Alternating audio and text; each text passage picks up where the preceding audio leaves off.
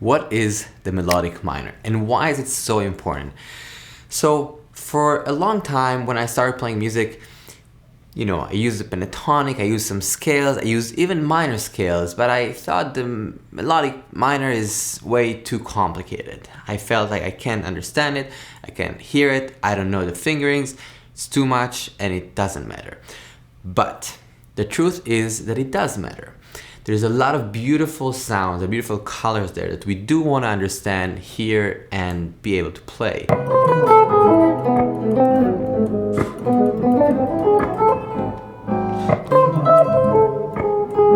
It's kind of like, you know, going to a dinner and saying, yeah, I can eat with a fork, it's fine. It's true, it's gonna work, but you can get more nuanced, you can be more specific, you can slice something more accurately and taste it and utilize the information that you have to express ideas. So with no further ado, let's dive in. The way we're gonna approach it is very, very clear. We're gonna divide the task into 5 clear sections. Each section will kind of highlight different elements, if you will, of the same soundscape of the melodic minor. Some would be listening, some would be literally the fingering, some would be how to incorporate it in music, and different exercises we'll talk. They're all actually extremely important, so I would suggest, if you're serious about it, to just watch till the end and, you know, make sure you work on these things, because just knowing the fingering is not enough. Just singing is great, but it's not enough. We also need to incorporate it within the music, etc., and you'll see the different things we'll do. All right, let's do this. 1. What is the melodic minor? So, right, what are we dealing with? What is the sound color? And the sound color is this. Just check it out really clearly and really slowly. We're gonna be in A minor, so I'm having this A sound behind us. Right, sounds like minor. Still minor, but the end is different. So what happens here is we have La 1, 2, 3, 4, 5, 6, 7, major 7, 1. Now let's sing it slowly again, and I want you to listen, close your eyes, and listen to the notes and see how they feel. You don't need to even verbalize, just listen to it. La, si, do, re, mi, fa diez, sol diez, la. Right, that's the color, that's the soundscape that we're dealing with. Now, when we're listening to music and we have a center, a tonic that is harmonically based in a minor key, for example, A minor, we could definitely use this color. It's very beautiful. Now, what I was just playing here is A minor, just 1, 3, 5, but I can add the 6th to this equation to get this beautiful, beautiful. There's something very, very beautiful about it and almost painful. To me, it's a great scale to express some harmonic centers that are very clear, like A minor, but also, and we'll talk about it later on, to express extremely complex tensions, what we call the altered scale. If you dig this kind of content and like to support, the best way to do so is checking out the Patreon. There are a lot of PDFs there. There's a lot of content that I uploaded in the last, I guess, almost year and a half now. So please feel free. And there's also a PDF for this video. Thank you. Great. Now we can hear it. We understand the sound color, but how can we use it? So we're going to talk about a few options right now. The first is indeed when we have the chord A minor. So using it on a tonic.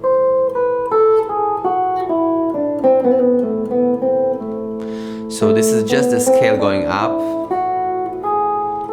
So when I'm playing A minor, I don't have to play pentatonic all day, which is of course beautiful and a universe, but there are other colors. They're not better or worse, they're just other colors.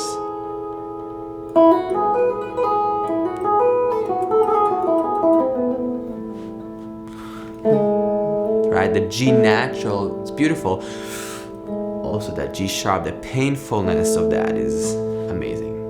Another option you can use this chord is, for example, you have a loose chord in the wild A minor major. So when you have that sound color, it comes more often in jazz, but not only. That sound color minor 1, 3, 5, but the 7 is major 7. So you have this kind of hunting, how do you say that? Hunting quality to it. And when you have this kind of color, A minor 6 or A minor major 7, you can totally use this scale, this framework. Again, there are many things that you can do, but this is a really great one to choose from. And the third thing, which is a huge subject, is using it as a tension point, which we'll talk about more later in the video. When we're playing the chord A flat 7, we can play the A melodic minor, and we're getting what we call the altered scale. So by knowing the fingerings for these keys for melodic minor, we actually can access a whole world of beautiful, beautiful tension and extensions, which is amazing. So let's see what level 3 holds. Here what we're gonna do is map only one position first, just to understand the color and feel it. We're gonna loop one chord in time, and we're actually gonna solo and improvise with that color. And the point of this exercise is, again, understanding the sound color, understanding and feeling how it sounds against a chord and a harmonic kind of center. Let's try it. Question: what is the worst scale you ever learned, and why? Drop a comment, please. If you haven't played the melodic minor at all, this is the fingerings we'll use. Check it out slowly and surely.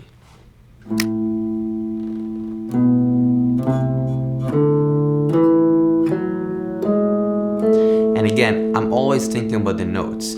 La, si, do, re, mi, fa, re, sol, diez, la, si, do, re, mi, fa, sol, la. There are many options to finger these scales. We can do 3 notes per string or 2 notes per string. They're all valid. But for now, let's just do that position here. Let's try to loop one chord.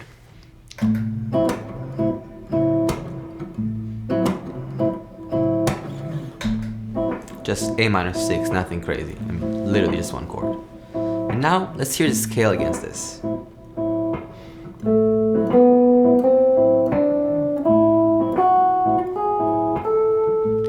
Okay, now let's try to play with it just a little bit. Just simple melodies in this area of the guitar, this framework of the minor, melodic minor sound.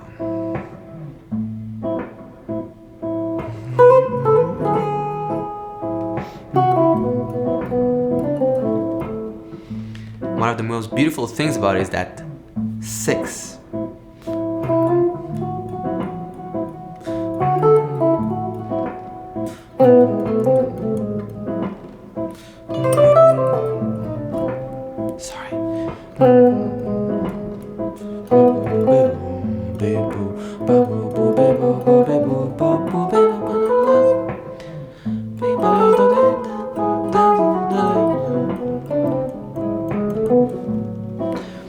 So all I'm doing is, again, looking at this framework of the melodic minor and trying to imagine sounds. You can also just throw your fingers and see what happens and how it sounds against the center. And little by little, if you think about it, you associate the sound of that G sharp to that feeling, you'll start understanding that's the color. If you associate the feeling of that 6, and that's how you call it to, you know, your personal sound, like, okay, this is how the 6 feels.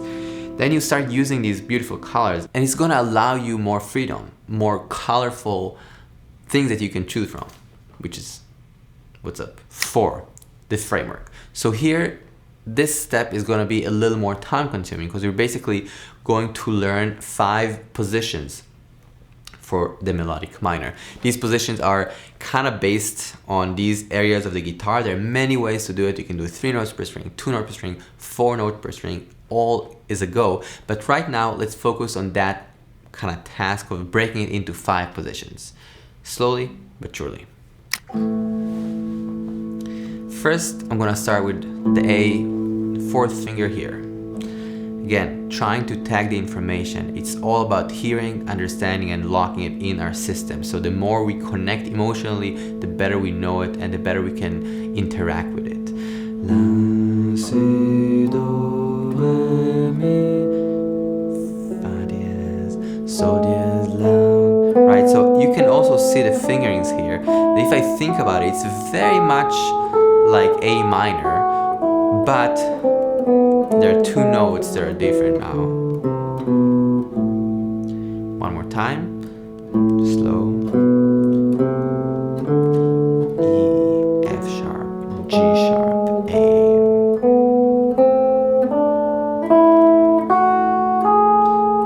There's a PDF for all these positions on the Patreon as well, if that's helpful.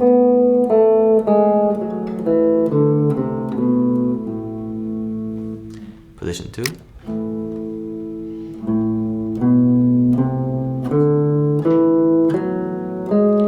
A, B, C, D, and tell yourself the notes so you can feel what's happening.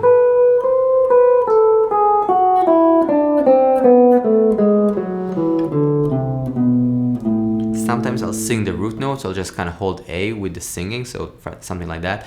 La, we'll go to position 3. La, start from here.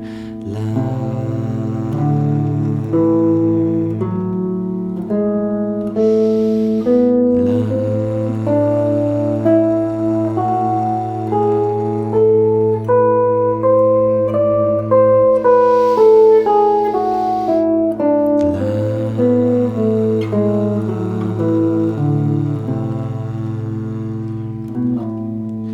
very relaxing to sing a low A. I think something in the resonance of singing low notes is kind of relaxing. I actually read about it, something about it, and it's quite fascinating. It releases really good chemicals in our brain and body that relaxes us. So yeah, singing A is what's up.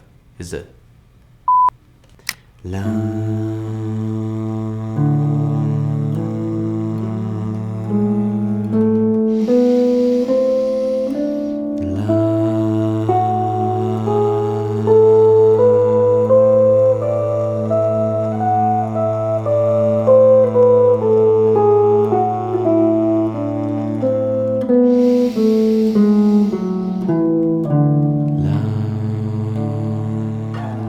Fifth position, we'll do it here from E. La.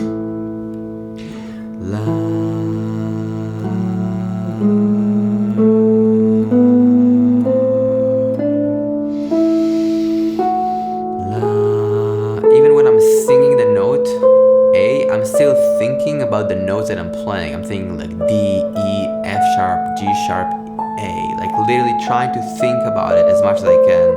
La.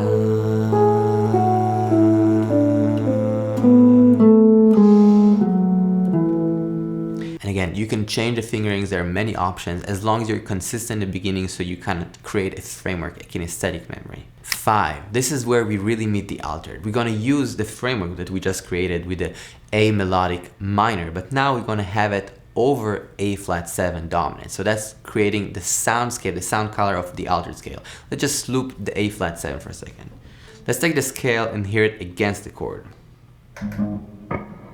Here we go.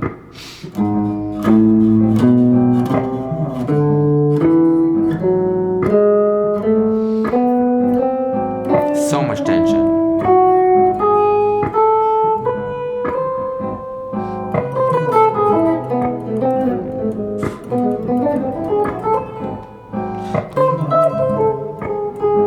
Then we start messing around with the positions, with the scale.